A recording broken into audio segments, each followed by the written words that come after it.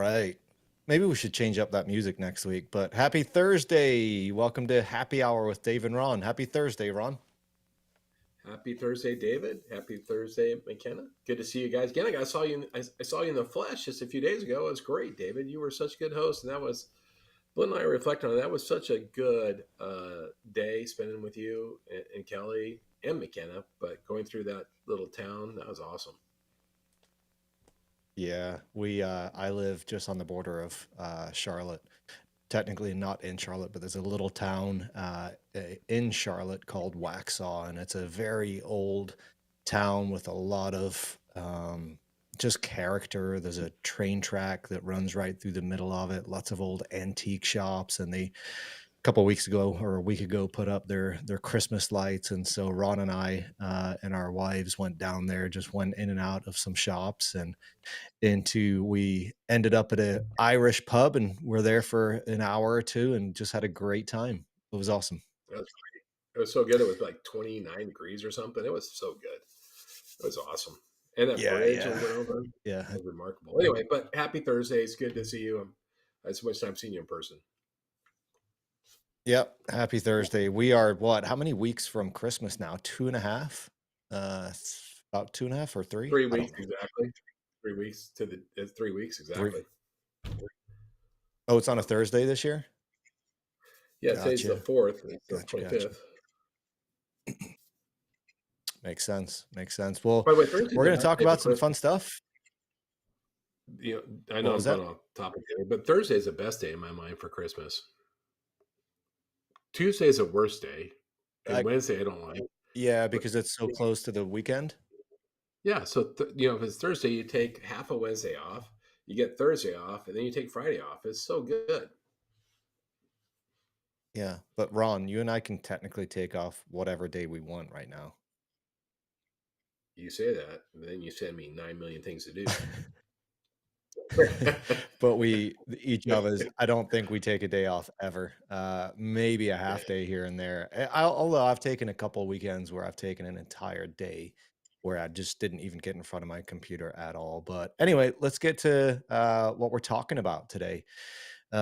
This week, I do have a from the gut for you. I'm going to be talking about YouTube recap and Spotify wrapped. And I realized I posted my from the gut on social just a few hours ago from last week. And I realized that it took me 9 minutes to talk through that one, to talk through Cracker Barrel. So I'm going to keep this one shorter. It's only going to be about I think about 4 minutes or so. And then that's the from the gut. And then we've got three main topics. And then we've got a bunch of rapid fire topics. And then we're going to end with a AI. We call it prompt tip of the week, but it'll be maybe just AI tips of the week. But Ron, what are we talking about on this one? I love this first topic. The first topic is: are mortgage rates too high, or is the problem home prices? And we're going to talk about that. Use some good data from Wolf Street. Next. And then we're gonna get into what are the components that actually build higher home values, and we'll look at things like bedrooms and bathrooms using some data from National Association of Home Builders. Yep. And lastly, And this is another really interesting topic. It's been in the news quite a bit. It's the percentage of homes that are new construction homes that are tear downs and infills. Surprising. We'll look at that regionally, and there'll be some interesting insights. I, we talked about this one, I think yesterday, but I think I read the articles on several of them. I don't remember if I read the article on that one. I don't even understand that. So be prepared for some dumb questions. Not at all. I All right. think you've well All prepared, right. Well, David. let's talk about Spotify and YouTube and from the gut.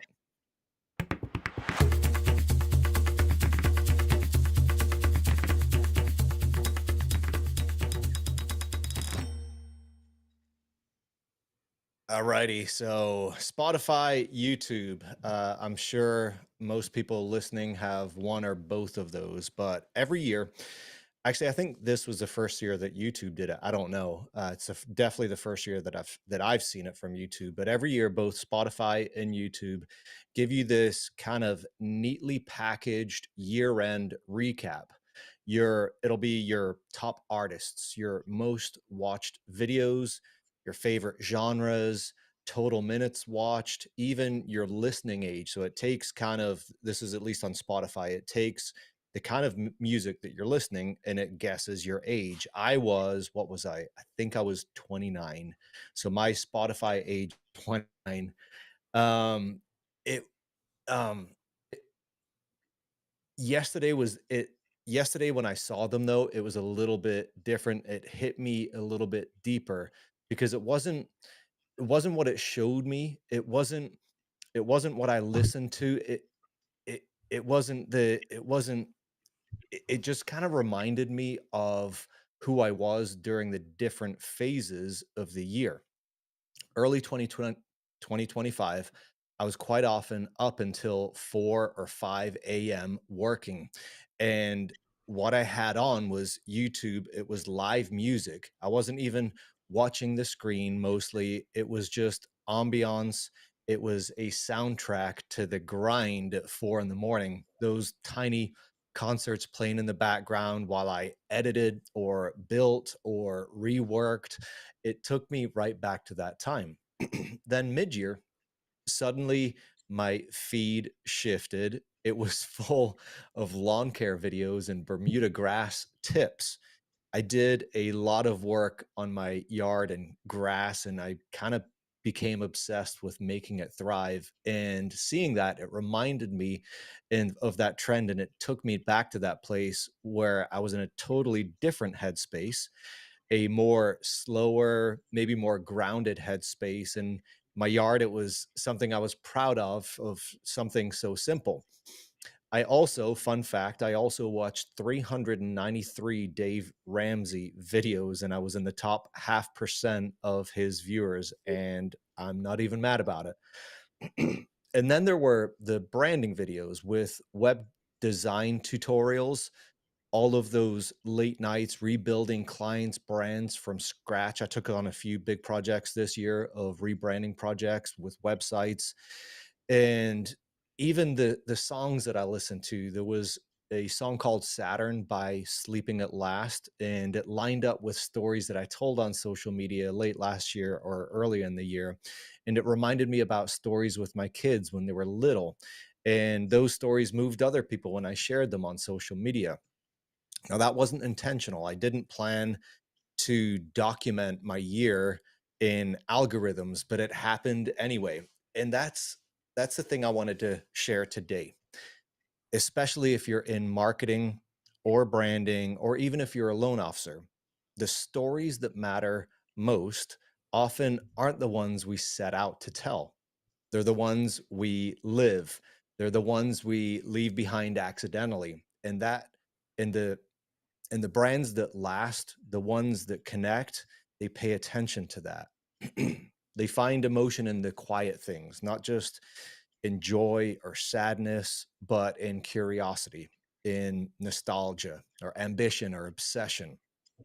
So take a second to pause and reflect on who you are while you're creating content. Otherwise, what you will create will just be noise. So look at your own Spotify Wrapped or your YouTube recap, not just for the numbers, but for the patterns. What does it say about your year and how much of that person shows up in your content today? Because the most powerful marketing isn't just intentional, it's honest. And trust me, people feel the difference. So there's my thoughts on Spotify and YouTube, Ron. Wow. Wow. And I can do that. I can go to my YouTube and do that right now. Yes, you sure can. I mean, I'm not wow. sure if it's easier to see on your phone or on your computer, but yes, you sure can.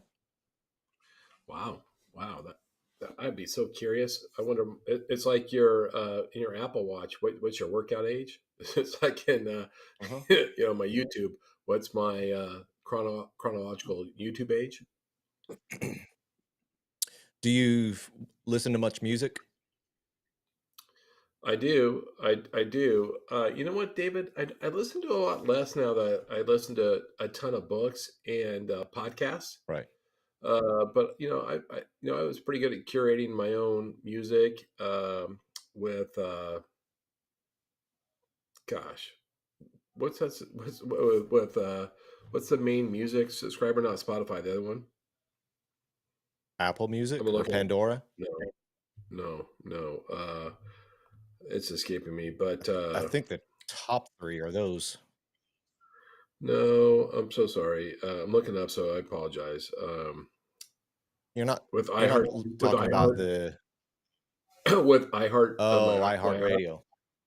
Because what happens, you thumbs up, thumbs down, and over time, which I've done for quite a few years, it just kind of matches what you listen to. And then, Mhm. Belinda and I do concert night at home where we go YouTube and just pick, single songs. But other than that, it's all Yeah. podcasts. Yeah, it was We fun, should. especially on the YouTube one for me, because it really kind of it broke down, like I said, it said early 2025, mid 2025, late 2025. I was like, oh yeah, I do remember just hours of cutting the grass and manicuring it and learning how to take care of Bermuda because I fired my lawn company about 2 years ago and really I just kind of wanted to do it myself and more of a hobby and so fired them. And so it just took me back and reminisced about that a little bit. So yeah, it was great. I'd encourage anyone to do that. I'll ask you to walk me through it tomorrow. So,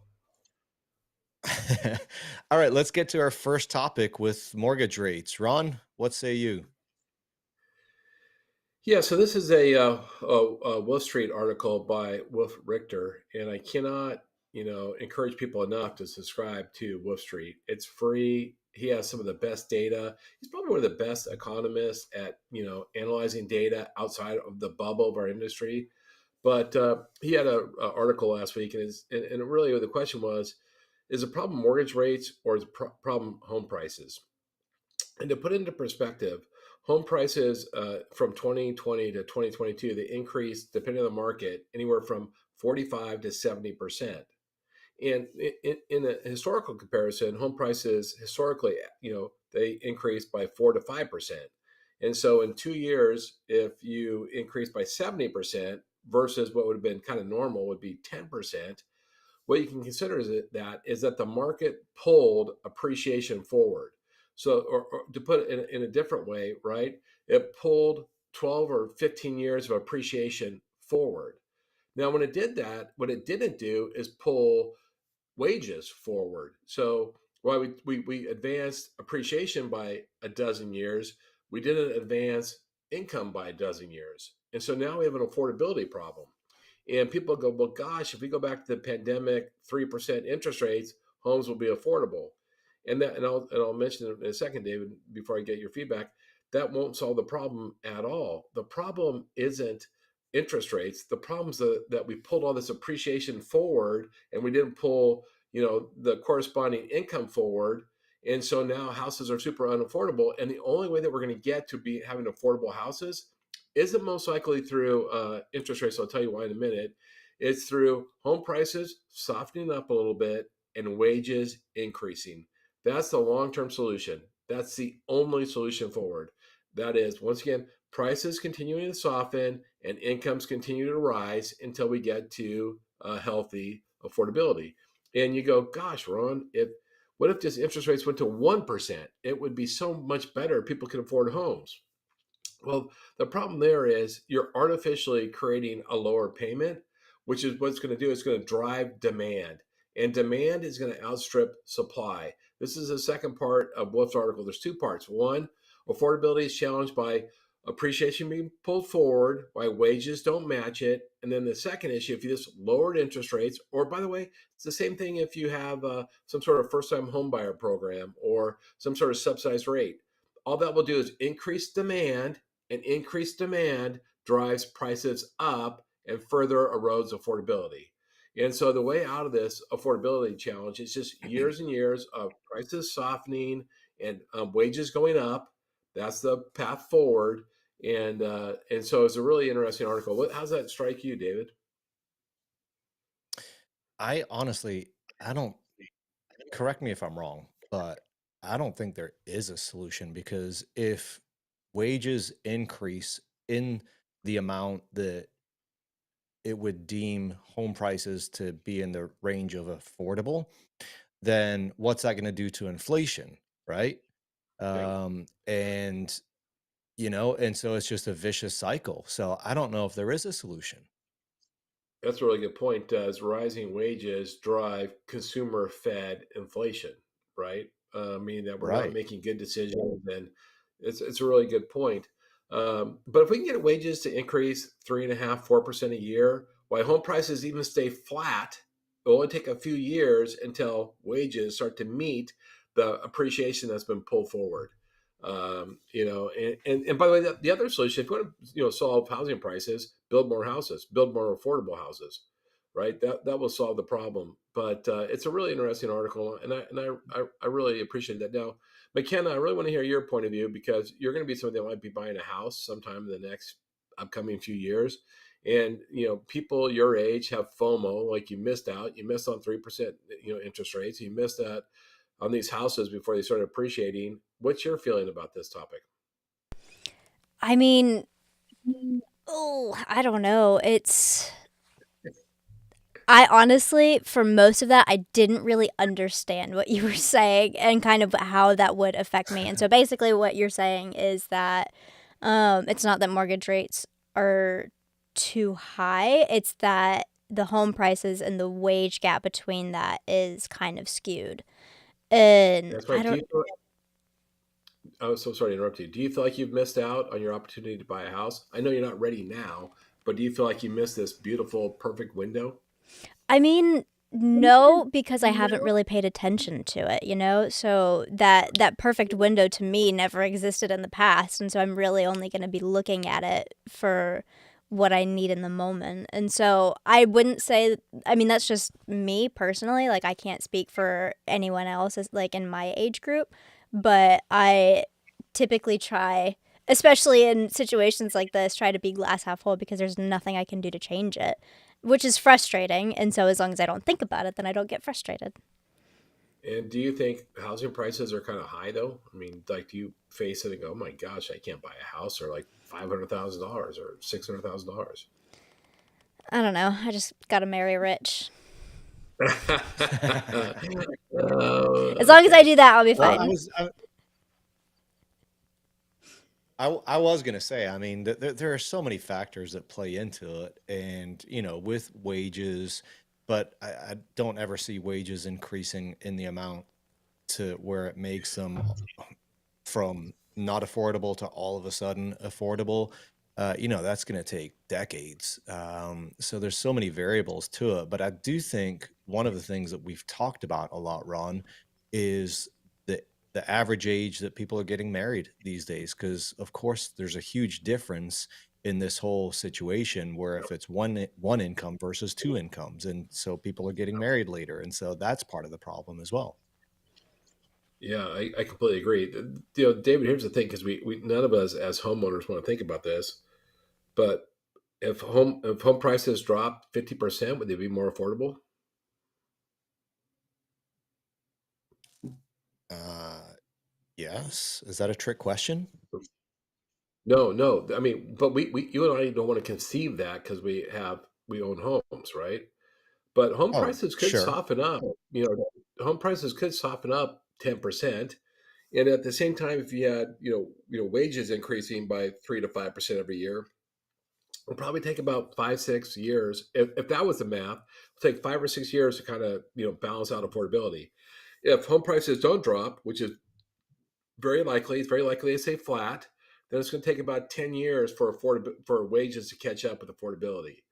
Now, Yeah. if you own a home, you're benefiting from all this equity, all this appreciation pulled forward. I know you don't want to give it up, like you think you already have it, but we're probably going to give up a little bit of that appreciation, and it will work itself out. And interest rates, if you would just dropped interest rates, like let's pretend, okay, first time home buyers, you get 0% interest rate. That would just create so much demand without fixing the supply problem. We'd have more problems, more affordability problems. Yeah. Um, I think I'm ready to jump on to the next topic, but how much is this actually tied into the first topic? What drives single family home values? I mean, there's definitely some crossover there. Yeah, this is different. It's this is from new construction when they're thinking about when they build a home, what will put the maximum value into that home, and whether it's kitchens or bathrooms, is it porches, and they also did, which we're not going to touch on. They also did what areas in like a city sell higher, and what areas in different states sell better, but it was still so much interesting. And I think that the top three or four are really what we can look at. And this is different than renovation, because I know there's plenty of studies on what you get your highest return on your dollar for. This is what houses are more valuable based on their characteristics. And I think we have, McKenna, I think we have a chart on this that will kind of easily explain it, or somewhat explain it, and hopefully we can read it because it's but you can see here the size of the house matters significantly. It's the number one thing. The houses that are over 3,000 square foot sell for significantly more. Houses with more bathrooms sell for significantly more, even half bathrooms. So on this list, if you look through it, if you think it's size of the house, size of the lot, number of bathrooms, number of half bathrooms, a fireplace, garage, those are all the top drivers of new home value. That's what builders are looking at today. David, does that feel like, is that the things you would pay for if you're buying a new house? I'll tell you, when we moved into this house in 2021 or so, the two things that Kelly and I we were both in alignment on. One of them lines up with this a little bit, but the other one no. But the two prerequisites that Kelly and I had when we bought this house was we needed at least a two-car garage. We ended up getting a three-car garage. Now it's not Well, three wide, but one of the bays is two cars deep. Because I had a at the time we had two cars, and one of which was a Tesla, and she in the Tesla was mine. She refused to park in the driveway. She went through that when we lived in Virginia for 10 years with having no not having a garage, and she was like, never again.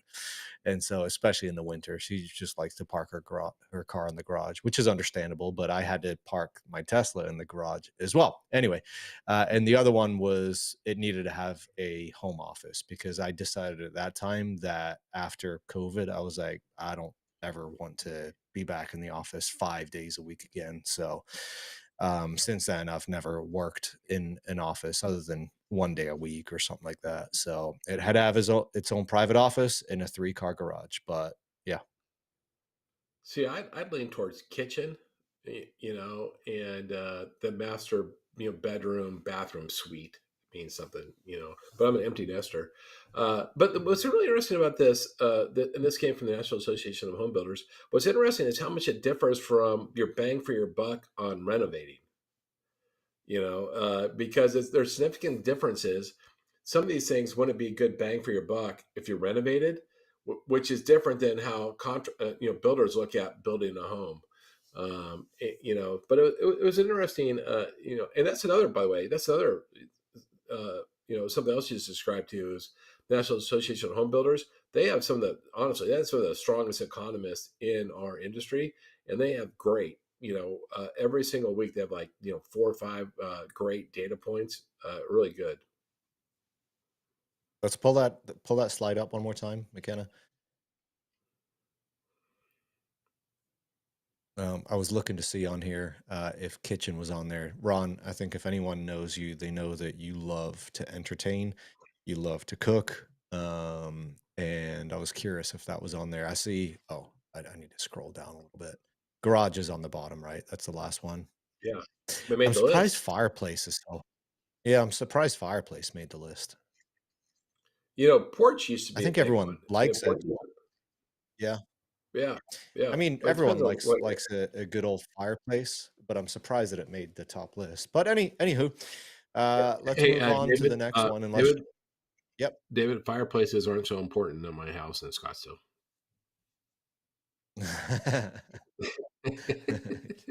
Yeah, I can understand why. I can understand why. All right. Last main topic before we get to some rapid fire. It's a fun topic too.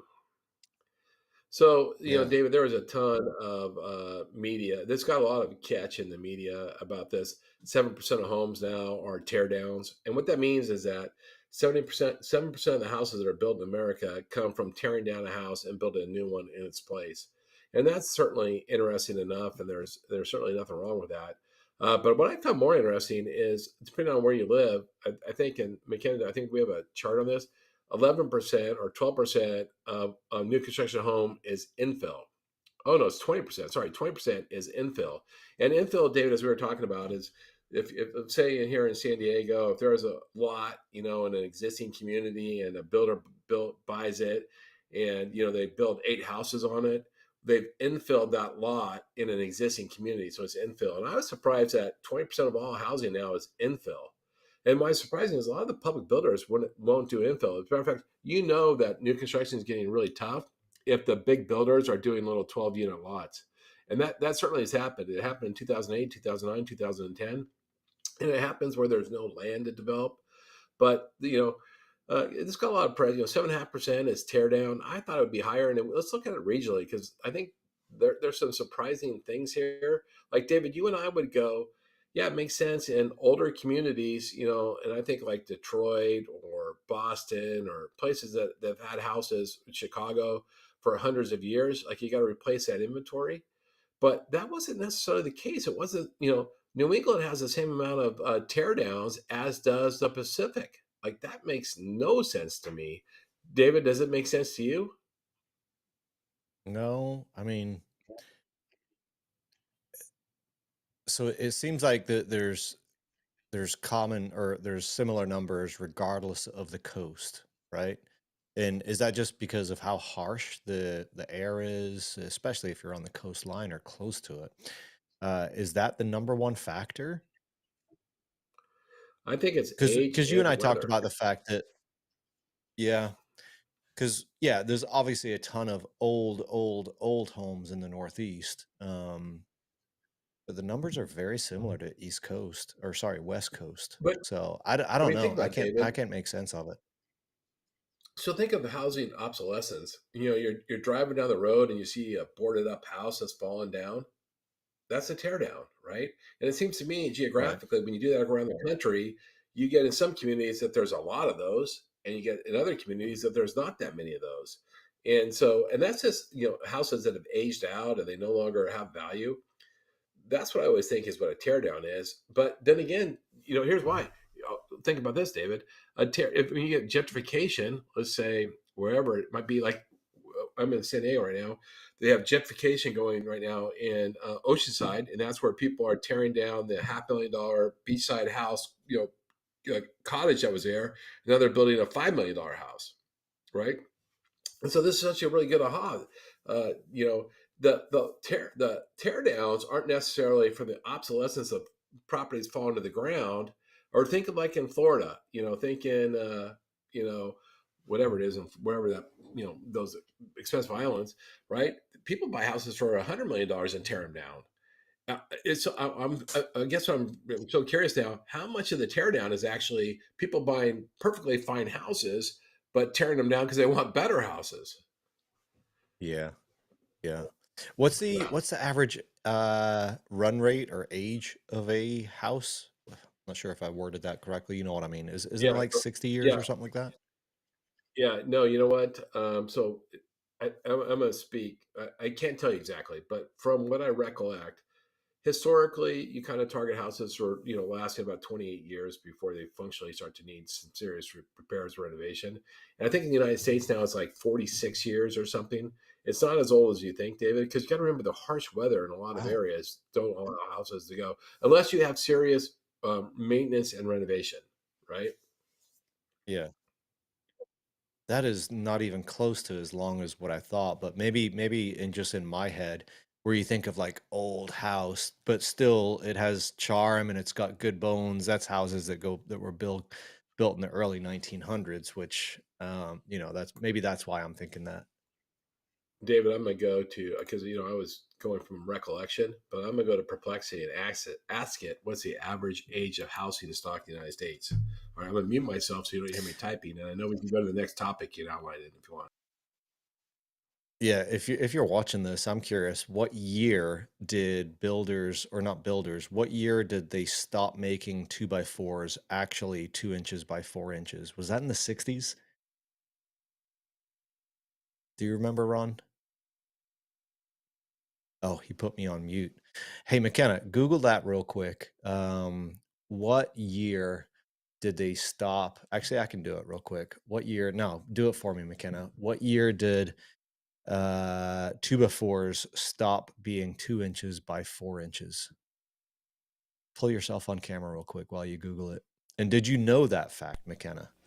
I've heard about it, but I, have never really paid attention, or I don't really go to Home Depot very much and get 2x4s. So, uh, Uh, David, I think that's more of a function of economics, not from engineering. It's just like the same as there's now, 3 ounces of Doritos in a 6-ounce bag.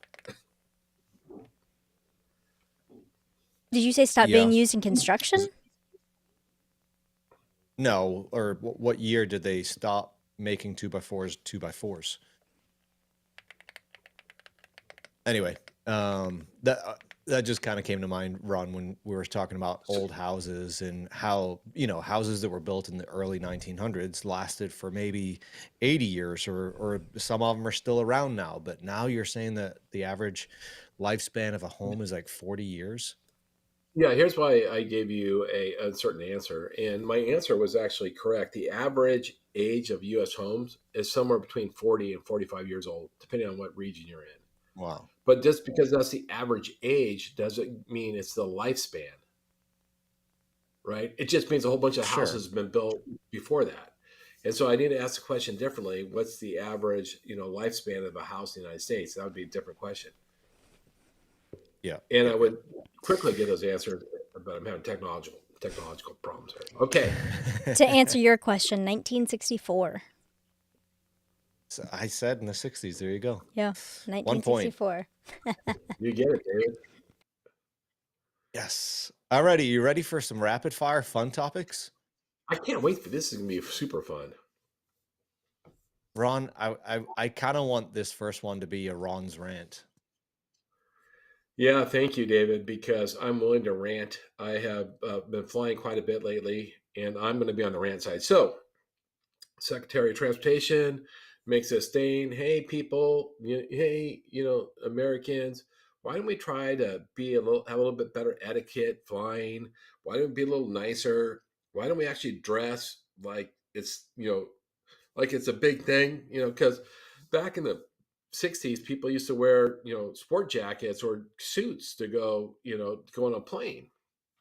And the reaction was brutal. I mean, just absolutely brutal.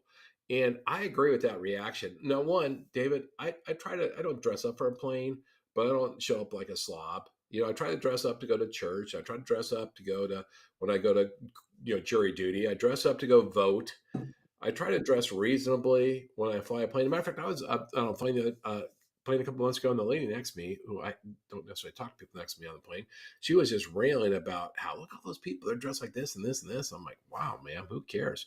But the response was, hey, Mr. Transportation Secretary, screw you, screw you. Back when people used to wear, jackets, is when they actually had like, a smoking area on the plane, and they had like a bar on the plane, and they only seated half as many people. Today we're sardines. We only have like 13 inches of seat space. There's no room between us and the people in front of us. Sweats are a survival mechanism given the total baloney that you put us in. So, David, I fall on that side, by the way. I totally fall on that side. Now, I don't wear sweats, although, I do wear Vioris. But I agree. Are you kidding me? The conditions are so crappy, right? And you're telling me I have to, like, it's because I'm wearing a jacket. I'm not wearing a jacket. My conditions are crappy.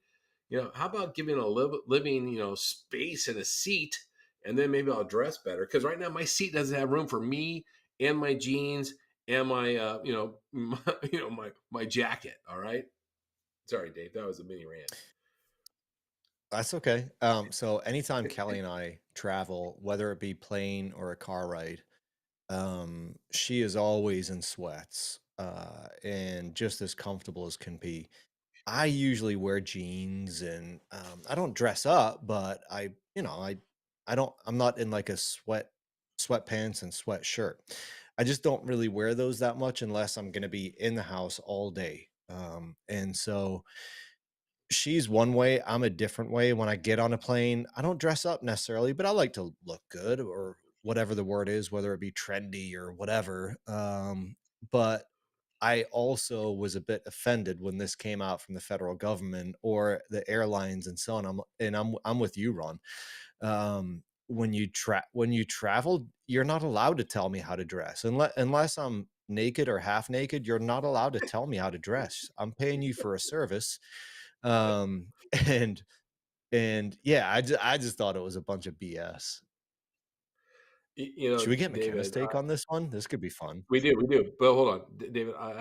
One of the things I abhor going to the bathroom on a plane. Like I will do anything I can to not go to the bathroom on a plane. And I was on a 11-hour flight, a couple weeks ago, and I need to use the restroom. Let me tell you, I dress wrong for the bathroom. Like like I don't know how people use those things. It is teeny tiny. Like, and you're going to tell me I need to have a 3-piece suit on? Are you kidding me? Anyway, sorry, inappropriate, but sorry. Yeah. McKenna, what do you think? Even no, one question for you, Ron, before McKenna, you can pull yourself on, but Ron, you really dislike it that much, even if you're just going number one? Well, I will refuse. That's the only thing I do. But oh heck yeah, no way. We're Yeah, I on a don't, plane yet. Oh yeah, I we're on a 9-hour flight, two 4.5-hour flights back to with a layover, and there is people going to the bathroom barefoot. I'm like, holy smoke! oh Oh, Like, you know, there's turbulence and stuff. I'm not going to the bathroom barefoot. yeah. that's nasty. Yeah. All right, McKenna, Anyway. you tell us your thoughts on it. No, I'll say this. My uniform for the airport, because I've flown a decent amount, is the biggest, comfiest sweater that I can get, the baggiest pair of sweatpants that I can find, and socks and slides. And that's what I wear. And I remember like a while back seeing videos before any of this of people complaining about what people wear at airports, and even just from random nobodies, there was outrage about it. And so then to hear that from the federal government trying to police what we wear at the airport, hell no. I am going to wear exactly what I want to wear when I want to wear it. As like you said, like as long as I'm not naked, I'm fine and I don't care. I don't give a rip what people think is good airport etiquette. I'm quiet, I'm respectful, and so I'm going to wear what I want to wear. McKenna, you bring up So such to a good point recap, about being naked. That's another trend. A bunch of people get on the plane like with them beach clothes. You're like, whoa, I'm probably not sitting next to a stranger in my, my Brazilian beach clothes. Like, what are you doing? I don't know, it gets cold on so planes. to Why re would anybody even do that? so to recap, McKenna, you're gonna wear a Big, baggy sweatshirt and really baggy pants, right? Exactly.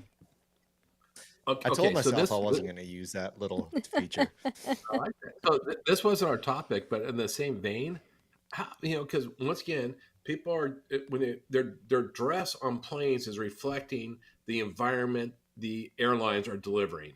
It's like a survival mechanism, right? Well, how about food? Airlines no longer give you food, and so now people bring like a potluck on, and you're like, oh my gosh, that's such a nice piece of fish you have there. Like, what do you guys think about bringing food on plane now that the airlines, no matter how far you can fly 20 hours, you're not going to get a meal. What do you guys think about bringing food on plane? For passengers bringing food on plane, Yeah. Oh, so anytime Callie and I fly through Dallas, what is the name of that restaurant? McKenna, do you remember? Papados? I forget. I think Papa it's I Do's, think it's New Papados. Orleans. It is Papa Do's. She always her favorite dish is crawfish etouffee. I like crawfish etouffee, but she always, always, always, even if she's got time, she will bring it on the plane. Uh, I think that's abhorrent. When you to bring seafood or crawfish, something that has a very strong smell.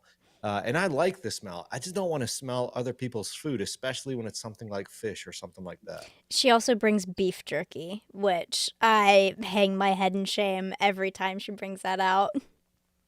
I Agreed. love Kelly. It has a strong smell. It has a strong smell. If you're bringing something like, some chips or like a pack of crackers or like even a sandwich or something like that, like, I don't care. It's the smell. Because I have a strong nose and smells make me nauseous very easily. And so maybe it's just a me thing, but I don't like strong smelling foods on planes. Yeah. All right, so we're good with baggy clothes, draw the line, and fish. I got you guys. And wear your Yeah. shoes at the dang bathroom. Yeah. I'm surprised Kelly hasn't come rushed in here and actually beat me over the head. All right, let's move on. We're 5 minutes past. That's supposed to be rapid fire. That was longer than one of our main topics. The income needed to join the top 1% in every state. Yeah, this is All really right, interesting, let's David. go straight. The most interesting thing is how regionally it's different. But but even more than that, do we? So this is how it is regionally. But is this a McKenna the one when we have the bar chart on how wealth is created? No. Okay, this isn't. Okay, good. Thank you. No. So what's interesting is 1% in Connecticut you need $1 million a year. 1% in Mississippi you need about $400,000 a year. And what would be interesting is what it does in the Visual Capitalist article doesn't do is how can you compare the standard of living at those two things? Like, is your standard of living at the 1% in California or Connecticut, is that better or worse than 1% in Kentucky or West Virginia or Mississippi? Dave, what do you think? Like, I would argue, by the way, I know I'm going to The ask you this, compare but I would argue that you can live a bigger life for $400,000 a year in West Virginia than you can for $1 million a year in Connecticut. for sure. I mean, I know what I paid for my house in California. I know what I paid for my house here. Now, I don't have the beautiful scenery of in the sunsets that I did in Orange County and all of that stuff, but it all comes down to how much do you value those kind of things, you know? So, Yeah, I mean, I, um, I mean, I bet the 1% in the lower income states have a better quality of life than the 1% in the higher income states. I think the lowest is West Virginia, right? Yep, the lowest. So you got McKinney. You want to bring up the lowest five? Lowest, yeah, it was more interesting to me to see the lowest fives in the top 10. Yeah, And I said this earlier, but Kentucky really surprised me. New Mexico was kind of surprising to be on there for me. you just got to remember they have such a high population of Native Americans living on reservations that haven't quite yet Uh, figured out the income opportunity. I mean, like a high percentage of the state. Um, you mhm. know, but and also, David, like you brought up the 5% top earners. 5%. To be 5% in West Virginia means you couldn't buy a house in LA if you lived in California. That's Honestly, you could have. crazy. If you're making $200,000 a year in Los Angeles, you can't afford a house. Yeah. How when was this survey done?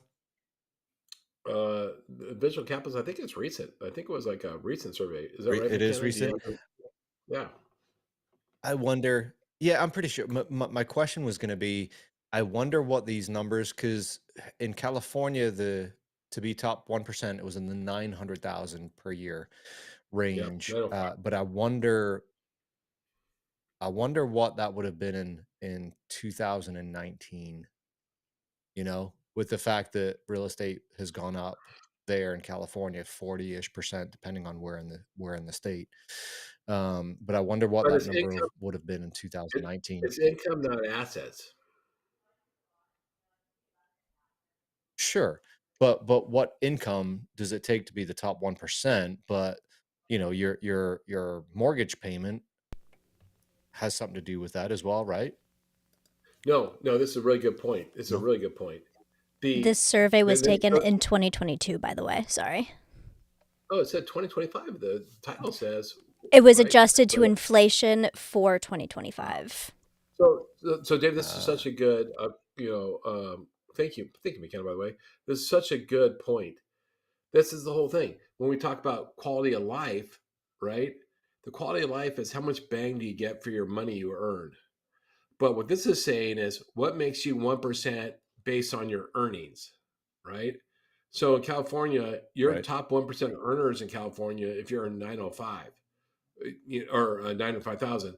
But that doesn't mean you have a better quality of life than somebody in a lower earning state, right? Because it's not assets, it's Yeah. earnings. Yeah. And your cost of living in Yeah, California maybe I was versus conflating it. Mississippi is like 10x, right? Right. Right, right, right. Yep. No. All right, let's move on because we Yeah. are way behind. Let's talk about the idiot's guide to AI jargon. And we talked about the fact that there are these not buzzy words, yeah, buzzy words that we've seen come and go because in the last 12 months with the rise of AI or the popularity of AI in the last 12 months has just exploded. And there's all these terms. There's a new term that I think we hear every day. So how do we want to do this, Ron? Just run through the words and quiz each I other say on we what go they through. are, or Let's just go talk through. about Yeah. them. No, let's go through the terms. I don't, the chart's interesting, but David, what is AI slop? This is right up your alley, so this is perfect, right? Yeah, this one, especially, I started to see a massive, massive, massive increase in AI slop about 6 months ago, maybe a little bit more, maybe 9 months ago. Uh, people, you've got early adopters to everything, whether it be tech, AI, or whatever it is. And people who are not so tech savvy were late to the game, and I think I started to see a significant rise in AI slop about 6 to 9 months ago, where the people that aren't so super tech savvy started to use ChatGPT or whatever the image generation. There's tons of them now, but whatever the one was 6 to 9 months ago, where they just create this image for social media to post something, and that's what I think of when I think of AI slop. Just people who don't really have an eye or a ear or whatever and I'm not just talking about design, just creating content just for the sake of creating content and so on. Does that line up with what you thought?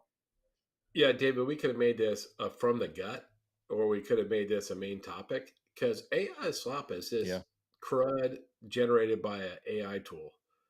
Doesn't mean it's good. Yeah. Doesn't mean it's good. It's just stuff. And so the whole internet is now stuffed with, crud made by AI tools. And the thing that David, the opportunity for us to just bring up this one of 13 top of words is that our whole mission for what you and I are doing is to try to create, artificial intelligence, trying to help branding, marketing at scale that's not slop, right? Like Yeah. you're so passionate about putting your name to something that is not slop. That's why it's so interesting. But we could make that a whole topic, the AI slop. All right, let's go to DeepSeek. We think everybody knows DeepSeek, I don't right? think we're gonna have time to go through each one, Let's go Ron. So super let's quick, just dude. Let's pick just go kind of quick. our favorites on here. Well, we don't have Okay. to. Let's go quick. So, DeepSeek, we know is AI company, the first AI company out of China. It proved to be super powerful at far less cost and energy use than the AI companies in the United States. So that was kind of interesting. No big deal. How about vibe coding, Dave? Oh, I've read this one yesterday. Vibe coding. I don't think I can articulate it. You take the lead. Vibe coding is if I go onto my AI tool and go, hey, AI tool, whatever it is, let's say, Gemini, can you please create a website for me? And I talk to it. I'm telling it my vibe, and it writes the code for what I want. Or, hey, chat, here's what I need. I need to solve this. It listens to me, it gets my vibe, and then it writes actual code for me. And so vibe coding is really big. And so you can now do vibe coding for really complicated tasks that was never available before. All right, agentic AI, Dave. This I is a don't, good topic. This is a good one. I, Yep. yeah, I was just gonna say I don't know if vibe coding needed its actually own term But for it people don't because I understand don't it. know. People That's talk about just no, but it's a super common term now, and people don't know it. Right? You yeah, vibe code all the time, right? But people don't know what it means. That's why it's yeah. in this Sherwood article. Okay, how about agentic AI? Yeah, all about agents, so all about automating. Ron, you and I were talking about this, or yeah, was it you were talking about agentic AI, code word, base word, root word, agent, and more. It's more than just you type in a question that gives you an answer or a thought and it gives you its own thoughts, but you actually put it into action where you have it read your emails and then dictate back to you and then create actions and so on. There's a million different examples, but that's a simple one right there. All that is true. I would add agentic AI is an AI tool that can work as your agent on its own without supervision. You know, so as a human, That's what like I said, Ron. I agree. That's why I agree with you. Totally agree with you. Okay, behind the meter, really simple. Just has to, it I speaks to the amount of energy that the machine's using behind the meter, which goes to the actual cost. David, that means a lot to you and I because in the products we're making, we're trying to figure out how many tokens we're using, which is a reflection of how much Mhm. energy it's behind the meter. Our clients don't care about what happens behind the meter; they just want to know what we're going to charge them. But you and I care, you know, pretty highly, right? Mhm. I don't remember the ARC AGI too. ARC, Yeah, what's that about, Ron? yeah. I studied this twice, by the way, and I still didn't 100% understand it. So I don't understand this simple, word, but it's a reasoning model that AI can use to try to get through really difficult problem sets. And so and it's very similar to the next one, David, which is synthetic data. I love the concept of synthetic data. And by the way, when you think of synthetic data, that's when your AI tool makes stuff up. Has your AI tool made stuff up, David? All the time. Like I'll go, hey, chat, here's what I want. I want to create PhD level paper, and in my paper, here's my topic, but we need to have three other college level citations. And it's a topic that they maybe can't find it. So then you know what it does? It makes up its own college papers. And so you have to go, excuse me, I don't know those sources. Where do they come from? And it's like, well, I just made it up, right? I just made it up. And that's synthetic data. And that's the power of sometimes of AI is that it can create all sorts of synthetic data so that it doesn't need as many inputs as it would take in a different environment. Because if you can make up your own data, you can really start to have, you can leapfrog understanding, but sometimes it makes synthetic data that's totally false. And I know, David, you probably experienced that. I sure did. I sure did. And then last one, Blackwell chips. No, we got to go a Okay, I couple won't more. do that So anymore. Blackwell Last chips, one. the Blackwell chips are, we just know they're NVIDIA chips, no big deal. David, you and I talked about it. Matter of fact, Dell, the Yeah. first personal computer company, is going to offer Blackwell chips in a personal computer starting like next month, which is incredible. But David, the next one's kind of important, TPUs. TPUs are super important, everybody, because they're different than GPUs. NVIDIA is a GPU, right? Where I think it's Google is coming out with TPUs, which are tensor processing units, and they actually versus the graphics processing units, which are GPUs. Because remember, NVIDIA originally created their chips to be in video games. That's what they did, right? And it just happened that because it's a video game, they can digest immense amount of data quickly because it's a video game. But TPUs, which have been slower to catch up, now may be more powerful. And Google's the leader on TPUs, and that's why you just saw a giant purchase on TPUs. TPUs are going to be kind of the future chip, I think. Super, super interesting. Dave, you're done with this topic, Yep, aren't I you? think you're gonna You're have to take. you're like, Yeah, peace out. the next one I read up on most of these, or not most, probably half of these. I've no idea what the next one is. Jevons paradox. Yeah, here's the thing that's crazy is that when something becomes more efficient to use, we actually use more of it, and so demand rises, which is really interesting. When you make something like, let's say, David, you make something that usually does one output per hour, and you make it into 10 outputs per hour, you go, oh, we're probably going to use less outputs. But Jevons paradox says, nope, we're going to use more outputs. That's what it Yeah, means. yeah. Or All so right, let's think. let's. So, David, let's put it in a simple way. Like, let's say the average miles per gallon in a car is 20 miles, and we go, okay, we're going to increase, efficiency, and now cars will average doing 50 miles per gallon. You go, the economic theory is, okay, we'll consume less gasoline, but Jevons paradox says no. If something becomes cheaper and more efficient, we actually consume more of it. Like, then, by the way, that's the way bacon is in my house. All right, McKenna's telling us to move on. We just got flashed on our timer. Let's move on to All our right. last rapid fire topic with asset holdings and wealth Oh, distribution. I didn't even know we had another topic. So yeah, all right, David. You and I talked about this. We just were chatting about this. This is super interesting. Is well, as you different asset levels, how are your asset base formulated? And here's what it shows: that when we're really young, a lot of our assets are liquid, meaning the money we have in our pocket.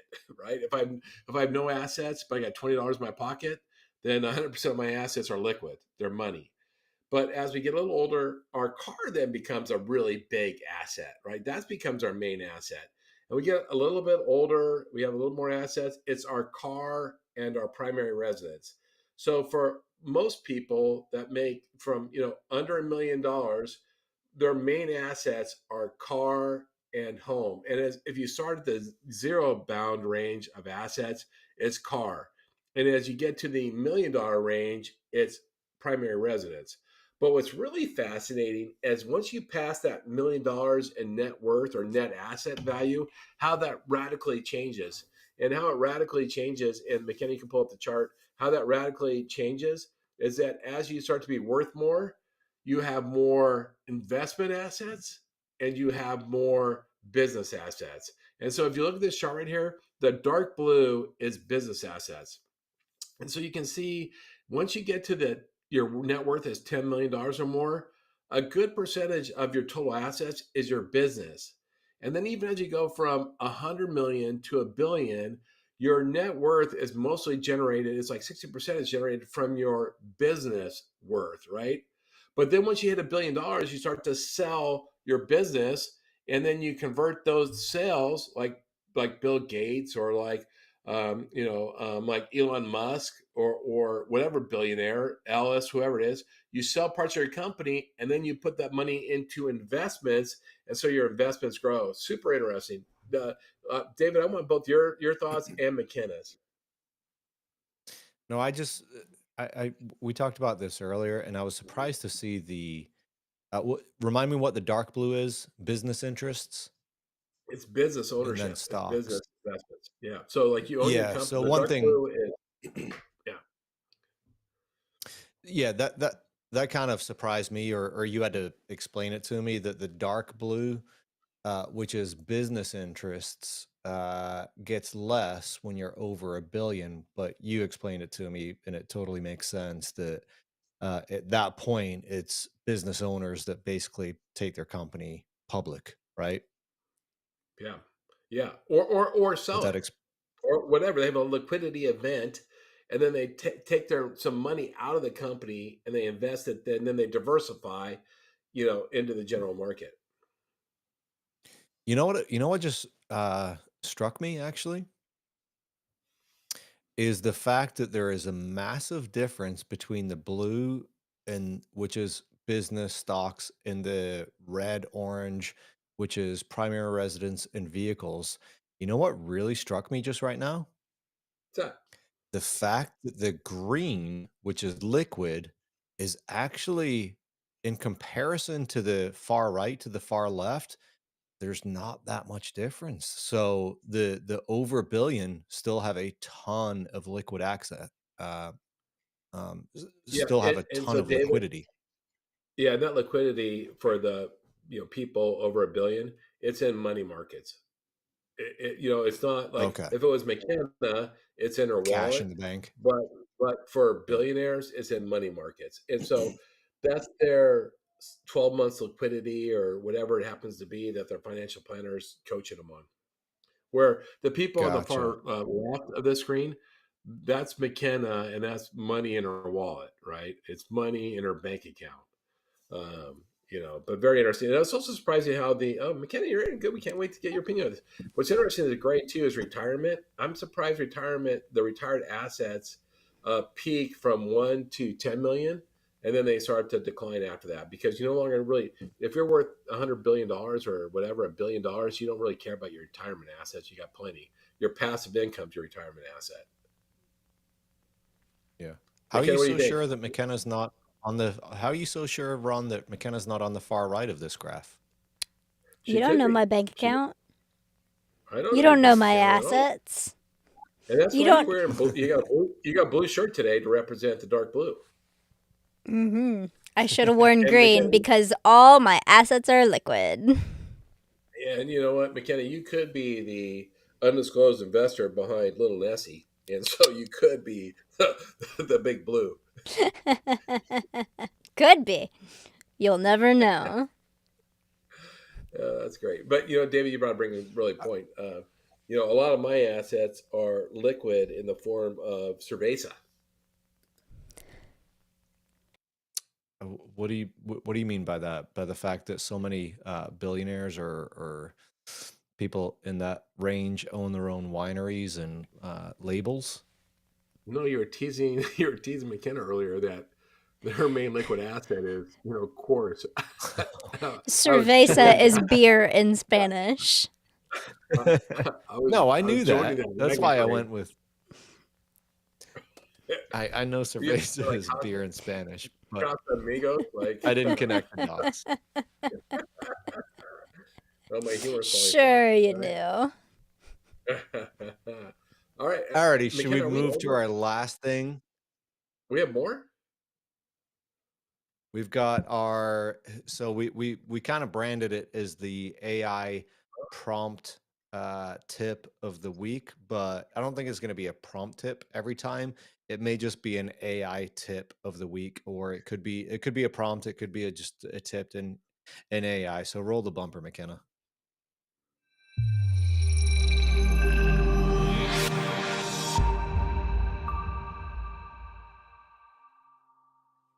There we go.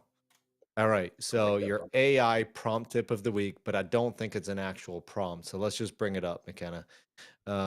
So Ron, I actually wasn't familiar with this one until I saw it yesterday when you sent it, or 2 days ago. So lead the way, but it sounds very interesting to me.